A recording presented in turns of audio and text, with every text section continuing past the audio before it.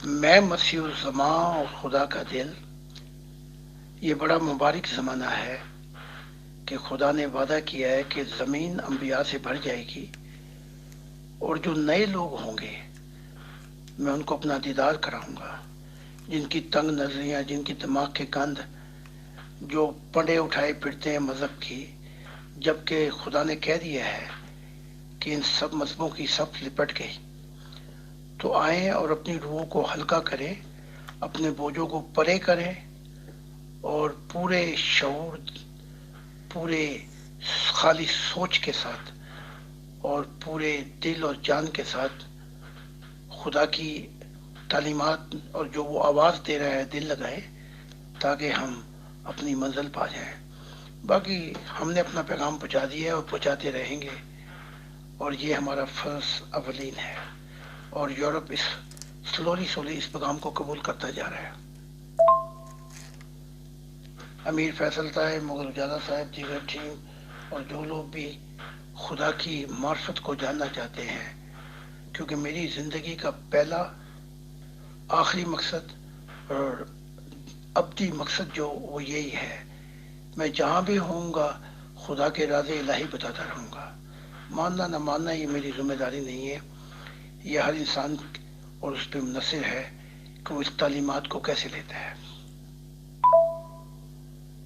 السلام علیکم ورحمۃ اللہ وبرکاتہ to all dear group members of pure discussion group. ہم آج ایک بار پھر سے محترم زاہد خان صاحب کا پرخلوص استقبال کرتے ہیں پیور ڈسکشن گروپ میں۔ ان کو ویلکم کہتے ہیں ایک اور سوال و جواب کی نشست کے لیے۔ آئیے، ویلکم، خوش آمدید زاہد خان صاحب۔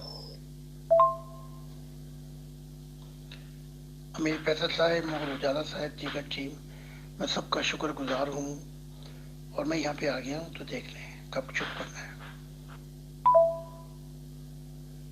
محترم زاہد خان صاحب، میرا ظاہر سی بات ہے پچھلا نام امیت اگروال ہے، تو بہت سے گالی باز مجاہدین، لگ بھگ 95% جن کی تعداد ہے، میری ماں کو گالیاں بھی دیتے تھے اور سوال کرتے تھے محترم۔ تو میں نے کہا بھائی ایک ہی بار سوال کر لو جتنے سوال کرنے ہیں۔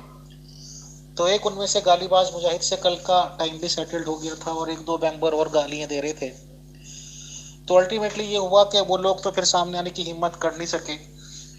امیت اگروال نے ساری سٹوری سنائی، جو اب ماں کے ساتھ اس کے حالات ہوئے تھے وہ بھی بتائے، اور شارٹلی یہ ہے کہ ماں کی اصل میں غلطی نہیں تھی، نانا غلط تھا، امیت اگروال کا لالچی بنتا تھا، اور اس نے چھوٹی سی بچی کو بہت ہی بوڑھے سے ویکتی کو دے دیا تھا۔ اس طرح کی باتیں تھیں، تو امیت اگروال نے جو بھی کہانی بتائی ہے، تو 95-96% لوگ تو اس کو پسند کر رہے ہیں اور ہمارے سے ہمدردی کا اظہار کر رہے ہیں کہ بھائی امیت اگروال کے ساتھ ہمدردی کا اظہار کرتے ہیں۔ بٹ ایک دو لوگ یہ کہتے ہیں کہ میں انڈائریکٹلی مذہب اسلام پہ تنقید کر رہا ہوں محترم۔ مجھے تو جانکاری ہے نہیں کہ مذہب اسلام میں ایسی کوئی سٹوری گھٹت ہوئی ہوگی، اور اگر ایسی کوئی گھٹنا ہوئی بھی ہو اور امیت اگروال کی لائف میں بھی ایسا ہو جائے کہ امیت اگروال کو بھی کسی نے گود لیا ہو اور گود لے کے پھر اس کی شادی کرائی ہو، اور جو اس کی بیوی بنی ہو اس کو چھین لیا ہو، خود شادی کر لی ہو، اور جس لڑکی کے ساتھ میاں بیوی کی حیثیت سے امیت اگروال سو چکا، راتیں گزار چکا، اس کو یہ کہا جائے کہ اب تو اس کو ماں مان، تو امیت اگروال کیسے کرے؟ کچھ یہ سوالات ہوئے تھے۔ تو اس ریگارڈنگ آپ کے پاس کیا جانکاری ہے کہ مذہب اسلام میں کوئی ریسمبلنس ہے؟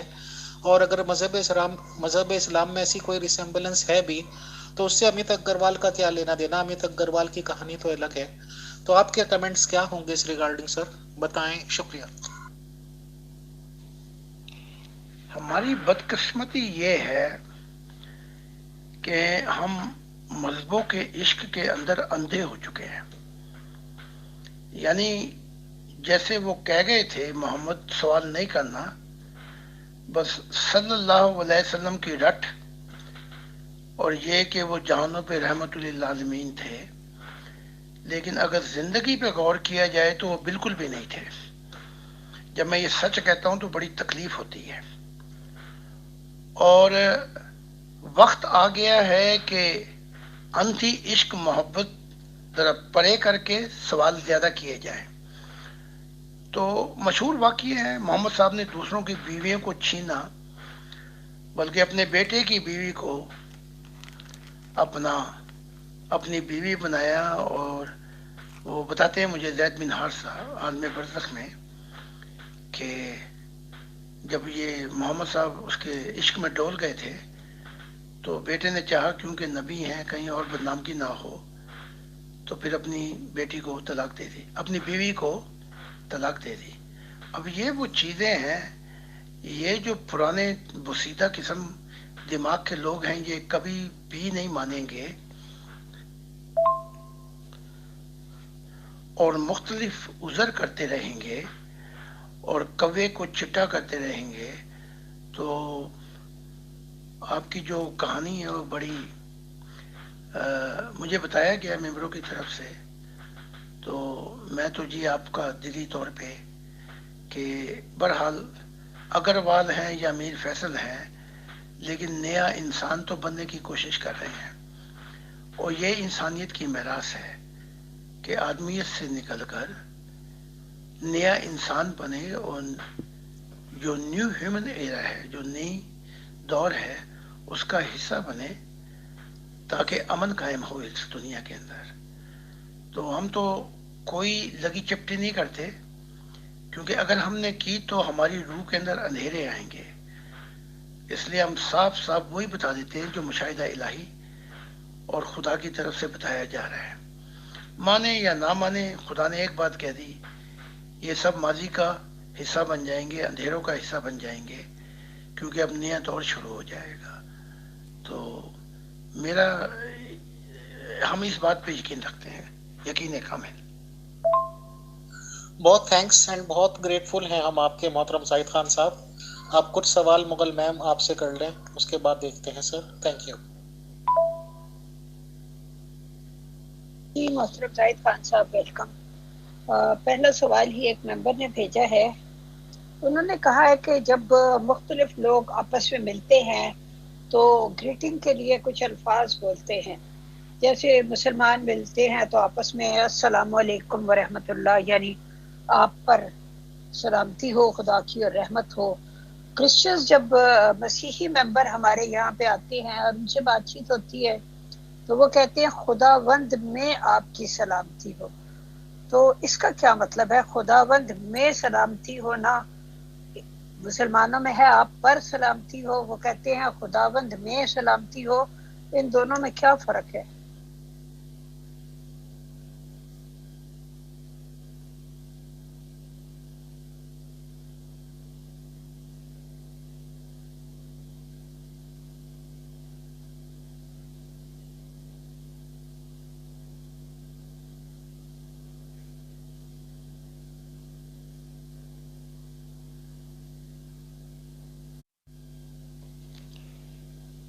مسلمان جب کہتے ہیں آپ پر سلامتی ہو تو ان کا انڈائریکٹ مضمون یہ ہوتا ہے کہ خدا کی سلامتی ہو آپ پر۔ جب مسیح لوگ کہتے ہیں خداوند پہ تو اس سے مراد خدا نہیں ہوتا، اس سے مراد یسوع ناصری ہوتا ہے کہ اس کو لے کے آتے ہیں بیچ میں، خداوند کی سلامتی ہو۔ تو کافی عرصے تک یہ خدا بھی سمجھتے رہے ہیں، تو اب تو ان پتہ لگ گیا کہ یہ شرک کی عمارت یوں گری ہے کہ اس کا باپ جو ہے وہ زکریا تھا۔ اب ہم کیوں کہتے ہیں؟ ہم کہتے ہیں خدا کا سلام ہو، تو یہ مراد خدا نے سلام کیا ہے، تو اس میں تمیز نہیں رکھی برے کی، اچھے کی، غلط کی، نیک کی، سب پر خدا نے اپنا سلام کیا ہے کہ کیا وقت نہیں آیا کہ اب اس نئی دنیا میں انسان پورے دل و جان کے ساتھ آ جائے۔ تو یہ ہے جو یہ مختلف سلام کرتے ہیں۔ تو مجھے یہ نہیں سمجھ آ رہی خداوند میں سلامتی کا کیا مطلب ہے، یہی میں نے پوچھا تھا۔ کہنے کا مطلب یہ کہ یہ جو چھوٹی چھوٹی اضافتیں ہوتی ہیں جو جملوں کے درمیان استعمال ہوتی ہیں، مثلا میں کا اور مطلب ہے، پر کا اور مطلب ہے۔ اگر ہم یہ کہہ سکتے ہیں کسی کو کرسی پر بیٹھ جاؤ، یہ نہیں کہتے کرسی میں بیٹھ جاؤ، تو اس طرح میرا مطلب ہے انگلش میں بھی ان، آن، اپ وغیرہ ہر چیز کا مفہوم جو ہے وہ بالکل الگ ہوتے ہیں نا۔ تو میں یہ جاننا چاہ رہی ہوں کہ خداوند میں سلامتی کا کیا مطلب ہے؟ میں پہ مجھے ذرا سوئی اٹکی ہوئی ہے۔ خداوند میں سلامتی سے مراد یہ ہے کہ خداوند نے انسانیت کا بوجھ اٹھایا اور اپنے خون کی قربانی دی، اور جو اس پہ ایمان لے کے آئے گا وہ ہمیشہ کی زندگی پائے گا۔ تو خداوند میں مراد یہ ہے، خداوند میں اس کے بغیر کوئی نجات نہیں ہے۔ یہ ٹیچنگ تھی جو پہلے یہ کریٹ کی گئی، تو یہ مطلب ہے خداوند میں۔ جی ٹھیک ہے محترم، بہت شکریہ۔ اگلا سوال ایک ممبر کا ہے، انہوں نے پوچھا ہے کہ آپ نے اپنی بک میں لکھا ہے کہ ابلیس یعنی لوسیفر کا باپ فرشتہ تھا اور ماں جنات میں سے تھی۔ اس کا مطلب یہ ہے کہ یہ سرکشی اس کو ماں کی طرف سے وراثت میں ملی۔ اس واقعے کی تفصیل بیان کیجئے کہ کیا جنات فرشتوں سے شادی کر سکتے ہیں اور یہ کس طرح سے ہوا، اور کیا اس کے ابلیس کے اور بھی بہن بھائی تھے یا وہ اکیلا ہی تھا؟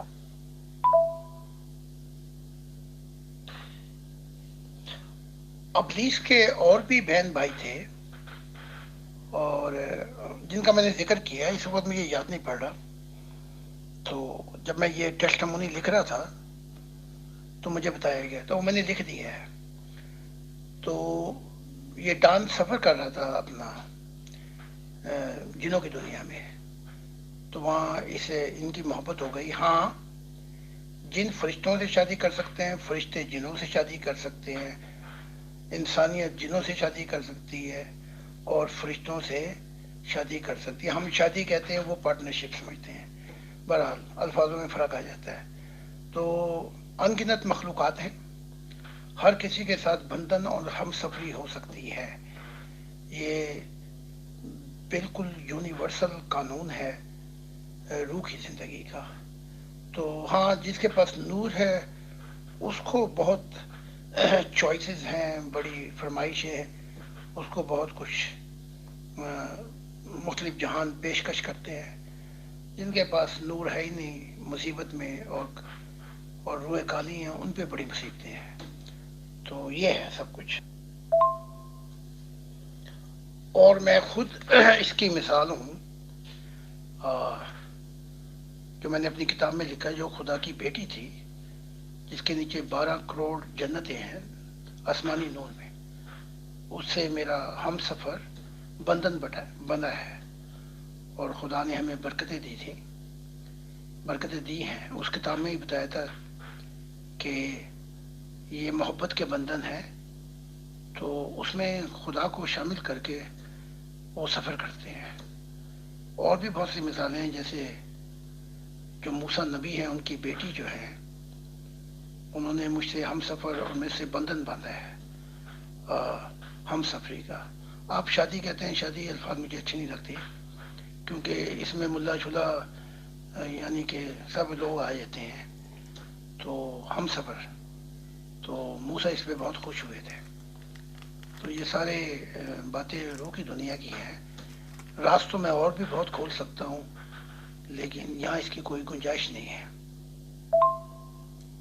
جی محترم، آپ نے اپنی مثال تھی، لیکن کیا اس دنیا میں آپ نے کسی کو دیکھا ہے جس کی اس دنیا میں رہتے ہوئے کسی فرشتے سے یا جن سے پارٹنرشپ ہوئی ہو؟ چلے ہم بھی شادی کا لفظ استعمال نہیں کرتے، پارٹنرشپ ہوئی ہو تو، کیونکہ فرشتے اور جن انویزیبل ہوتے ہیں، تو اگر پارٹنرشپ ہو تو پھر کیا صورتحال ہوتی ہے، کیا تعلق واسطہ ہوتا ہے، اور اولاد ہوتی ہے یا نہیں ہوتی؟ اگر ہوتی ہے تو وہ انویزیبل ہوتی ہے یا ویزیبل ہوتی ہے؟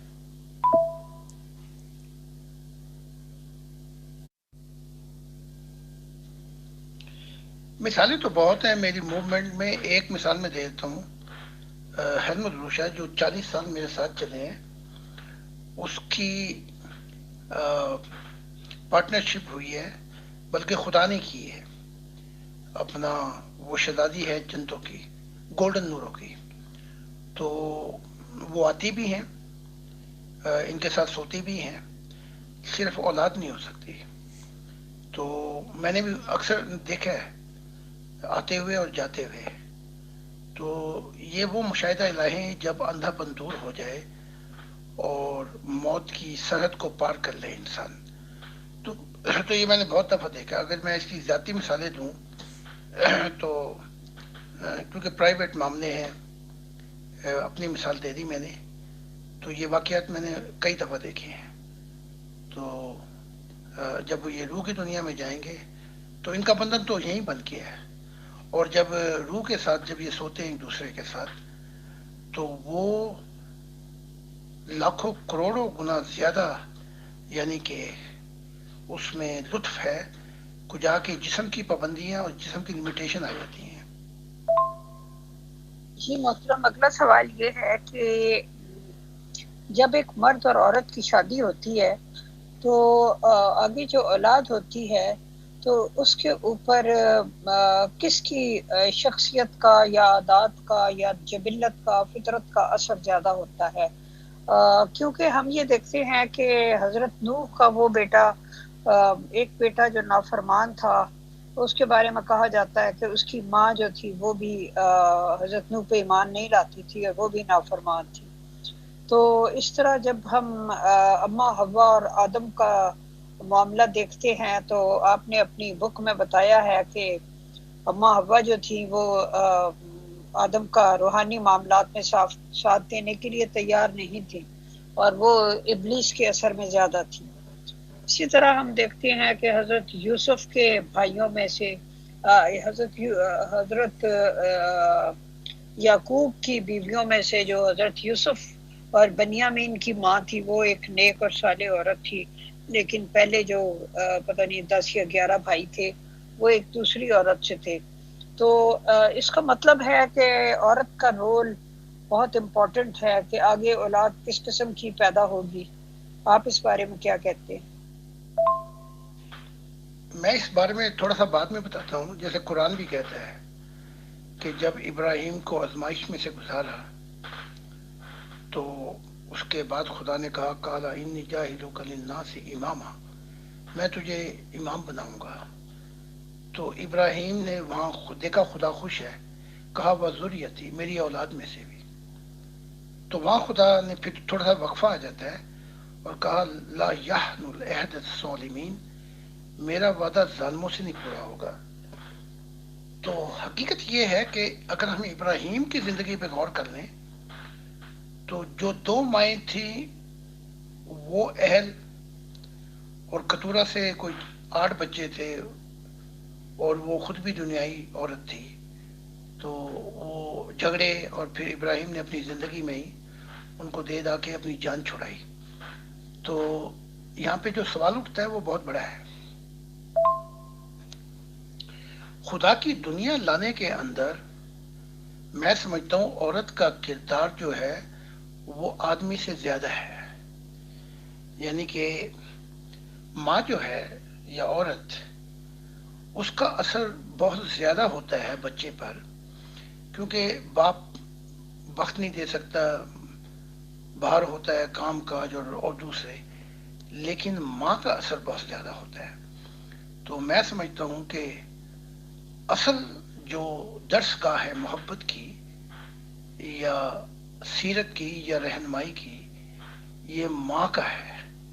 اور میں یہ اس بات سے میں اتفاق کرتا ہوں محمد صاحب کی کہ کہا کس کا حق ہے، کہا ماں کا، پھر کس کا، کہا ماں کا. وہ پوچھتا رہا، پھر 3ری دفعہ 4تھی دفعہ کہا کہ باپ کا. تو میں اس بات کو بڑا ایگری کرتا ہوں.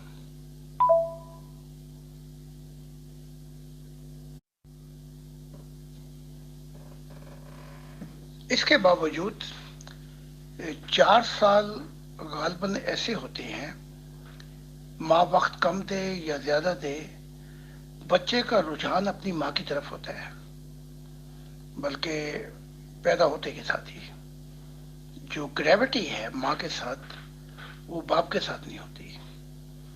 اور یہاں بھی یہ اصول ہے کہ اگر طلاق ہو جائے تو ماں کو حق دیا جاتا ہے کہ بچوں کی پرورش کرے.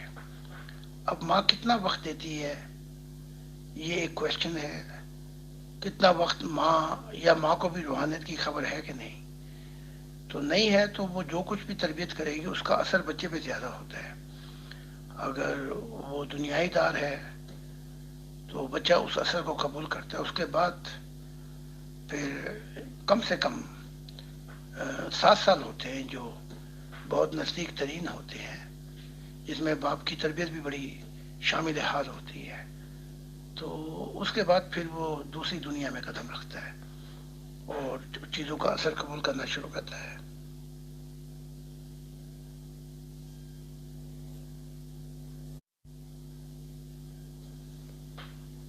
میری جو موومنٹ ہے اس کے قاعدے اصول پر اور پرورش پر میں بہت زور دیتا ہوں، بلکہ گائیڈنگ لائن جو ہے وہ میری بڑی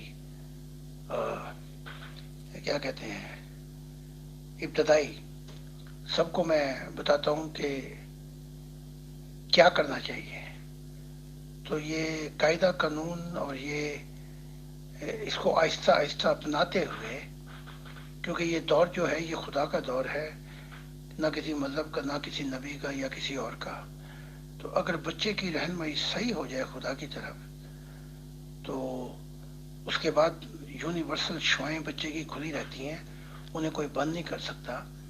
اور جو کام ہم کر رہے ہیں اس کے نتائج کچھ وقفے کے بعد دکھائی دیں گے کہ ہم بچوں کی کیسے اپنا پرورش کر رہے ہیں، ان کو گائیڈ کر رہے ہیں. بلکہ میں بچوں کو سیمینار بھی دیتا ہوں، بلکہ اوروں کو بھی کہتا ہوں کہ وہ بچوں کو سیمینار دیں جنہیں ان کی جو بچوں کی ٹہنیاں ہیں جو نازک ہیں ان کو خدا کی طرف لے کے آئیں، تاکہ بچے پھر یونیورسل شعاؤں میں بڑھتے پلتے رہیں.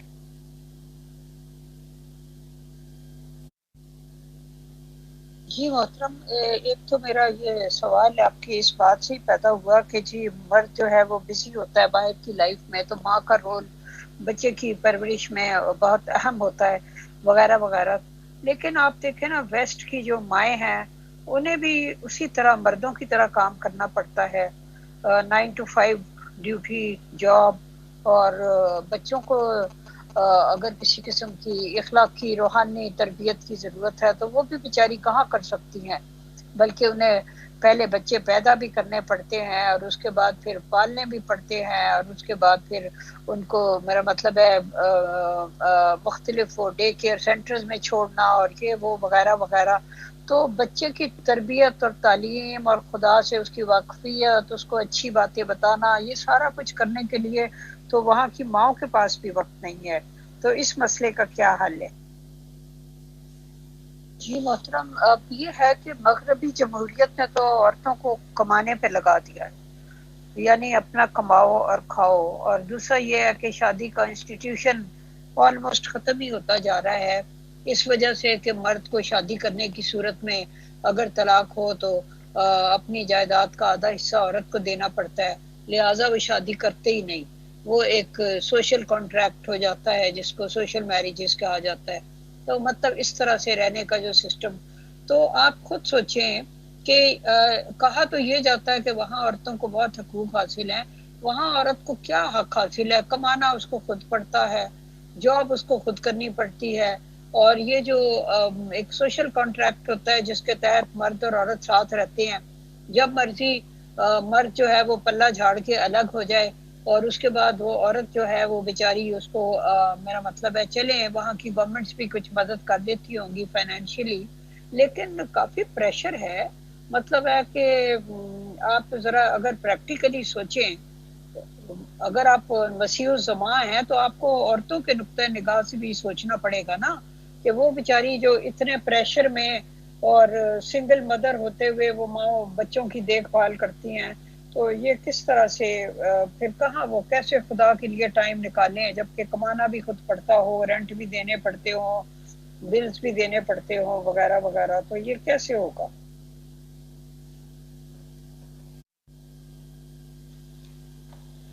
جو معاملات صدیوں سے غلط ہوں انہیں گھنٹوں میں طے نہیں کیا جا سکتا. تو تھوڑی سی معلومات اور دیتا ہوں میں آپ کو جو اب ہو رہا ہے.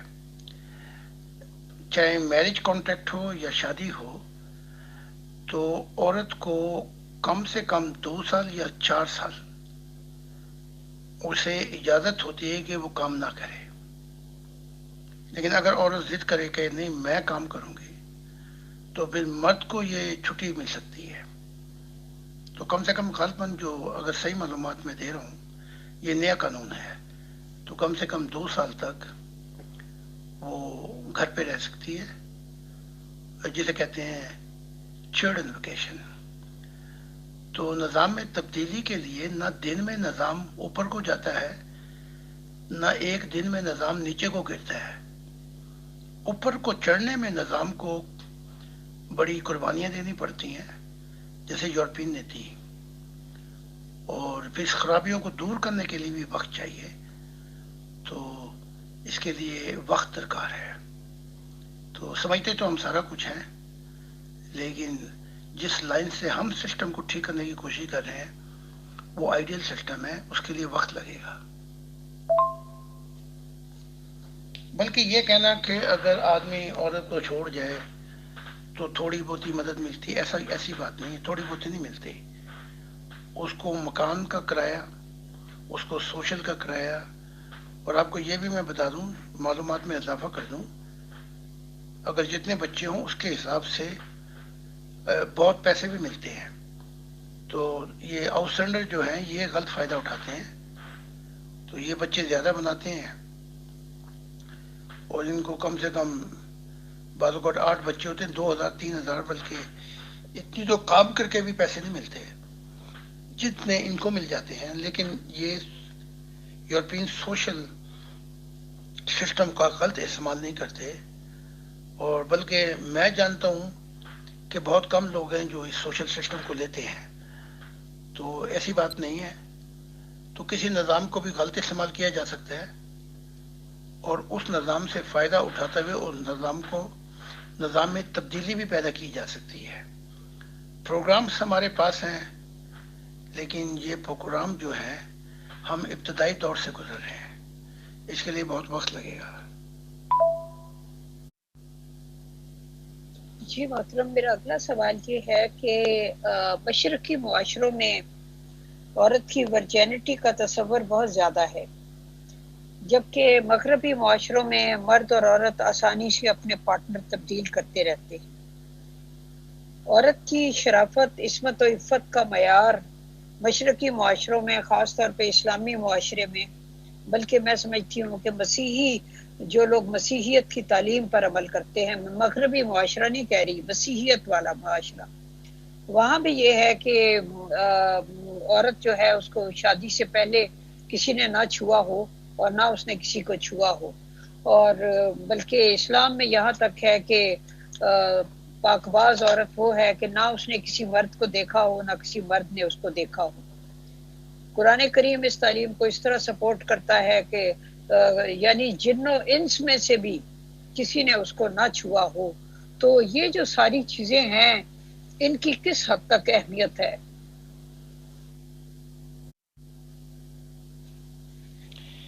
یہ 3 سٹیجوں پر اس تعلیمات کو دیکھا جا سکتا ہے۔ جس پوائنٹ آف ویو سے آپ دیکھ رہی ہیں یہ تو مردوں کا میدان ہے، یہ گند کھاتے رہتے ہیں باہر، بلکہ ان سے زیادہ کنجر خانہ کھولنے والا بھی کوئی نہیں ہے، اور پھر بعد میں کہتے ہیں ہمیں کواری لڑکی چاہیے۔ یہ حال میں نے یورپ میں بھی دیکھا ہے کہ یہ عربی یہ خوب یہاں پہ عیاشیاں، پھر کہتے ہیں میں نے شادی کرنی ہے کواری سے، ذرا وہ کیا ہے یہ دور جو ہے یہ، اور کچھ دن یہ تشن ناکامی ہے، کیا ہے مجھے یاد نہیں آ رہا، یہ وقت بھی گزر جائے گا۔ ذرا جو دکھایا گیا ہے مشاہدہ الہی، یہ جب عربین عورتیں یہاں سے نکلیں گی ان کے تسلط سے، تو پھر دیکھیں گے کہ ورجن کا تصور، کواری کا تصور ہوتا کیا ہے۔ بلکہ میں یہاں تک کہتا ہوں کہ یہی کوارے رہ جائیں گے اور ان کو ایک عورت بھی نہیں ملے گی، میں یہاں تک بتا سکتا ہوں۔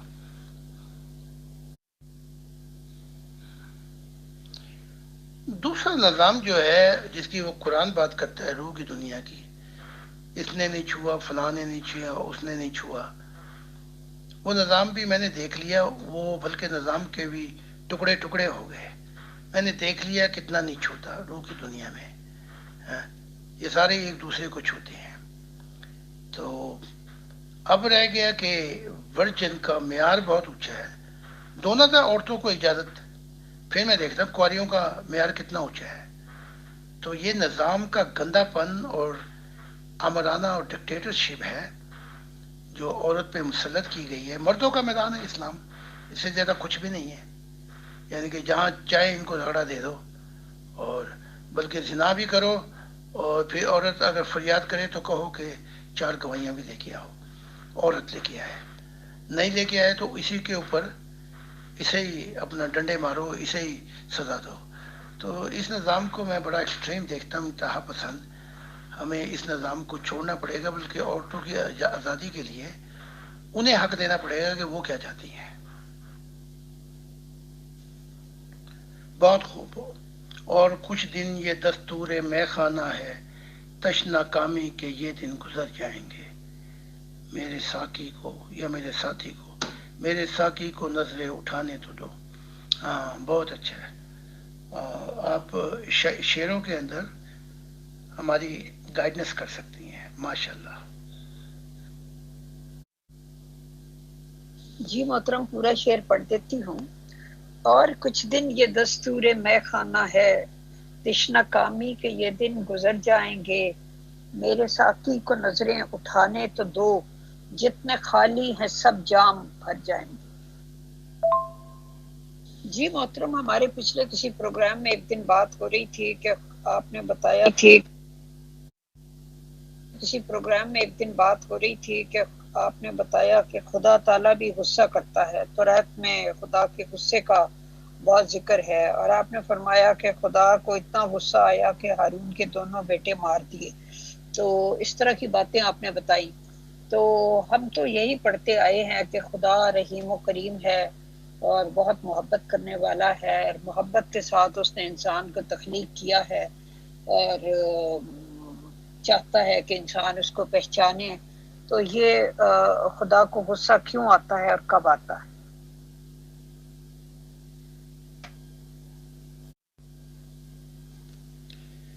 آپ اتنا دور سفر کر کے تورات کے پاس جانے کی ضرورت نہیں ہے. قرآن پہ ہی آ جائے نا آپ ذرا. خالدین فیہا ابدا. کتنا ظالم خدا ہے کہ ہمیشہ ہی رہتے چلے جائیں گے، یعنی کہ نکلنے کا کوئی رستہ ہی نہیں ہے. ہمیشہ ہمیشہ رہتے چلے جائیں گے. کھولتے پانی ہوں گے، ان کی کھالیں جب سڑ جائیں گی، یعنی کہ پانیوں سے یا کھولتے اس سے جل جائیں گی، انہیں اور کھالیں دی جائیں گی. اور ظلم کی ہسٹری ہے پوری قرآن کے اندر خدا کی. تو اس کو بھی ذرا توجہ کریں نا آپ، ورنہ میں قرآن سامنے رکھ کے بتاؤں گا آپ کو کہ کتنا غصے والا خدا ہے. بلکہ ایسے خدا پہ پھر یورپین اف اف کر بیٹھتے ہیں. یہ کیسا خدا ہے، یعنی کہ جو اتنی زیادہ ہلاکت پہ مبنی ہے. تو اس قرآن پہ بھی ذرا غور کریں نا آپ، کیا کیا تصور پیش کیے گئے ہیں. کیسا ظالم خدا ہے کہ مرد جو مرضی کرے، عورت کی چابی اور کنجی یہ ہے کہ وہ مرد کی سیوا کرے، چاہے وہ کتنا ہی ظالم کیوں نہ ہو. بس اس کے ذریعے وہ جنت میں جا سکتی ہے. میں چھوڑتا ہوں اس باتوں کو، ورنہ ایک لمبی لسٹ تیار کر کے قرآن کے سامنے رکھ دوں گا کہ یہ کیسا خدا ہے، کیسا اللہ ہے. جی محترم، آپ سے یہ سوال کرنے کا مقصد یہ تھا کہ کیا خدا واقعی ایسا ہے، ایسا سخت ہے، ایسا سیلف سینٹرڈ ہے کہ وہ ہمیشہ اپنی تعریف چاہتا ہے اور وہ اس طرح کا ظالم ہے؟ کیا یہ تصورات صحیح ہیں؟ اور اگر یہ تصورات اس کے بارے میں صحیح نہیں ہیں، کیونکہ آپ کہتے ہیں کہ میں خدا کا دل ہوں، میں روز اس سے ملتا ہوں وغیرہ وغیرہ، بہت کچھ آپ نے اپنی بکس میں بتایا ہے. تو یہ تصورات خدا کے بارے میں کہاں سے آئے؟ کیا یہ پچھلی کتابوں میں خود بنائے گئے، یا یہ خدا نے خود اپنے آپ کو اسی طرح کا کہہ کر تعارف کرایا میرا مطلب یہ گتھی ہے کیا، اس کو کیسے سلجھایا جا سکتا ہے؟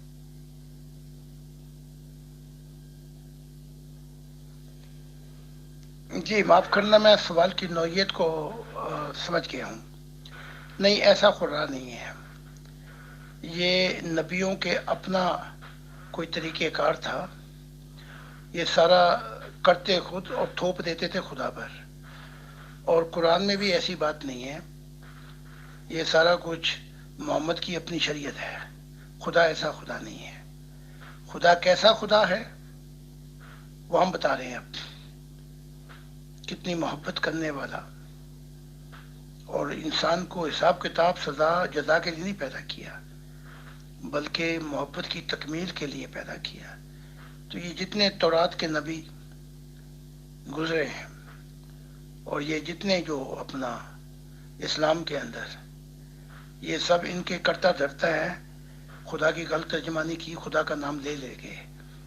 لیکن ایک نے صحیح بات کی، وہ ہے مسیح، جسے آپ عیسیٰ ابن مریم کہتے ہیں. اس نے کہا بڑے کہ خدا قربانی نہیں معافی قبول کرتا ہے، درگزر رحم. اور اس نے کر کے بھی دکھایا. اس نے اٹھا کے تورات کو باہر پھینک دیا. یہ لو. تو اس نے بتایا کہ انسان، عورت اور آدمی کے حقوق کیا ہیں، اور اس نے وضاحت بھی کی.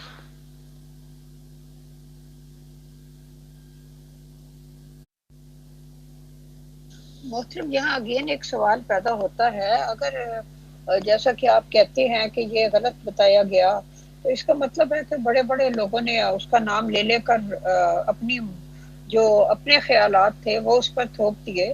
یعنی یہ تو پھر اس پہ جھوٹ بولا نا. تو جب اتنے بڑے لوگ جھوٹ بولتے ہیں خدا پر، اس کا ایک ایسی پکچر پینٹ کرتے ہیں کہ وہ بہت زیادہ غصے میں رہنے والا، قہار اور جبار ہے وغیرہ وغیرہ. تو اور اس کے علاوہ بھی لوگ ہر جگہ اس کا نام لے کے جھوٹی قسمیں کھاتے ہیں، جھوٹے وعدے کرتے ہیں، عدالتوں میں جھوٹی گواہیاں دیتے ہیں. لیکن وہ ساری چیزوں سے بالکل لا تعلق رہتا ہے، کسی کی پکڑ نہیں کرتا، کسی کی گرفت نہیں کرتا، جس کی وجہ سے لوگ شیر ہوتے جاتے ہیں. اور پھر فائنلی یہاں تک نوبت پہنچتی ہے کہ شاید وہ ایگزسٹ ہی نہیں کرتا. اگر وہ ایگزسٹ کرتا ہوتا تو ہمارے جھوٹوں پر، ہماری شرارتوں پر، ہمارے ظلموں پر ہماری پکڑ کرتا. تو شاید وہ ایگزسٹ ہی نہیں کرتا. تو اس سے الحاد کا دروازہ کھل جاتا ہے.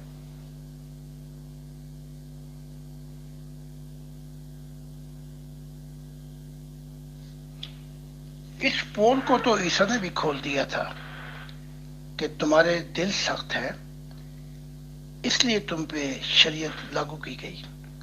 موسیٰ شریعت تو لے کے آیا، لیکن تم اس پہ عمل نہیں کر سکے. تو یہ پول تو کھلتے نظر آتے ہیں. اب رہ گیا کہ مین پورشن رسپانسبلٹی. خدا، وہ قومیں جو اپنے آپ ہی نہیں کھڑی ہوتی، یعنی کہ سہتی رہتی ہیں ظلم، تو اس کا طریقہ کار یہ ہے کہ خدا نبی بھیجتا جا رہا ہے، اور تواتر کے ساتھ، آج بھی اور کل بھی اور آنے والی کل میں بھی. اور چاہتا ہے اس نظام کی تبدیلی. انسان نے چابی کھوئی ہے، وہی ایک چابی برائی سے لے اور اپنے نظام کو درست کرے. تو میں یہ سمجھتا ہوں کہ یہ نظام جو ہے، یہ ڈیموکریٹک نظام، جو اب یہ جو freedom of opinion, human right, woman right, universal right, اس نظام کو 80 سال کے اندر جو مجھے دکھایا گیا ہے، یہ گاڈ لو ایڈیالوجی میں داخل ہوگا نظام، اور ہر چیز کو محبت کے رنگ میں لے آئے گا. اس کے بعد جو ہے برائی اور اچھائی میں دیوار کھڑی ہو جائے گی، بلکہ برائی ختم ہو جائے گی. جی محترم، بہت بہت شکریہ. آپ تشریف لائے اور آپ نے سوالات کے جواب دیے. تو ہمارے پروگرام کا ٹائم ہو گیا ہے مکمل. تو میں تہہ دل سے پیور ڈسکشن گروپ کی طرف سے آپ کا شکریہ ادا کرتی ہوں. تو انشاءاللہ نیکسٹ ویک آپ سے ملاقات ہوگی. بہت شکریہ. میں بھی آپ کا شکر گزار ہوں کہ آپ نے بہت نازک سوالوں کو چھیڑا، کہ ان کے چھیڑنے سے ماضی میں بہت فتنہ فساد ہو جاتا تھا، لیکن لگتا ہے کہ شعور آتا جا رہا ہے، اب مسلمان سوال زیادہ کرتے ہیں۔ میرے پاس بھی کافی لیٹر آتے رہتے ہیں، ای میل اور سوری کیا کہتے ہیں، ایس ایم ایس اور واٹس ایپ پہ، جو وہ پوچھتے ہیں اور حیرانگی ہوتی ہے کہ وہ ایسے سوال کرتے ہیں کہ اسلام کے دباؤ پریشر کی وجہ سے وہ نہیں کر سکتے، بلکہ ہمیں بتایا جاتا ہے کہ نام ہمارا نہیں لینا۔ تو تبدیلی آتے آتے تھوڑا سا وقت لگے گا، لیکن میں نہیں سمجھتا کہ مستقبل میں یہ معاشرہ پھر وہیں جائے گا جہاں سے آیا ہے۔ تو بہت شکر گزار ہوں امیر فیصل صاحب کا بھی، آپ کا بھی، دیگر ٹیم کا بھی، اور اگر فیصل صاحب کا کوئی سوال ہے تو کر لیں، ورنہ خدا حافظ۔ بس آتے ہی ویڈیو دیکھ لی تو کوئی سوال تھا تو وہ بھی اب تو رہ گیا بہن۔ بہت بہت شکریہ، بہت جزاک اللہ محترم زاہد خان صاحب آپ کے تشریف آوری کا۔ انشاءاللہ اگلے سوال و جواب کی نشست میں پھر ملاقات ہوتی ہے۔ یہ جانوروں کا قانون دیکھا بھی، ابھی تو تھوڑا ٹائم لگے گا دل کو نارمل ہونے میں۔ شکریہ۔ بہت بہت شکریہ امیر فیصل صاحب۔ وہ کہنے والے نے کہا ہے کہ یہ شام کی ویڈیو ہے، لیکن ایسی ہزاروں ویڈیو افغانستان میں بھی دیکھی جا سکتی ہیں منظر عام پر، بلکہ میں تو یوں کہوں گا کسی بھی اسلامی ملک میں جس طریقے سے بکرا عورت کو بکرا بنایا ہوا ہے، اس کی مثال کہیں اور نہیں ملتی۔ پہلے تھا، پھر معاشرہ بدل گیا، اب اس معاشرے کو بھی بدلنا ہے، ورنہ یہ تباہ کن موڑ پہ آ گیا ہے۔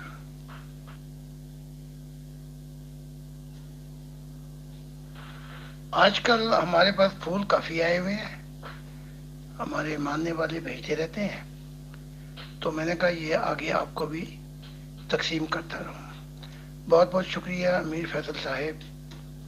خدا نے چاہا تو ہماری یہ دوستی، یہ الفت روحانیت کی، انسانیت کی، اگلی دنیا میں بھی برقرار رہے گی۔ بہت بہت شکریہ، خدا حافظ۔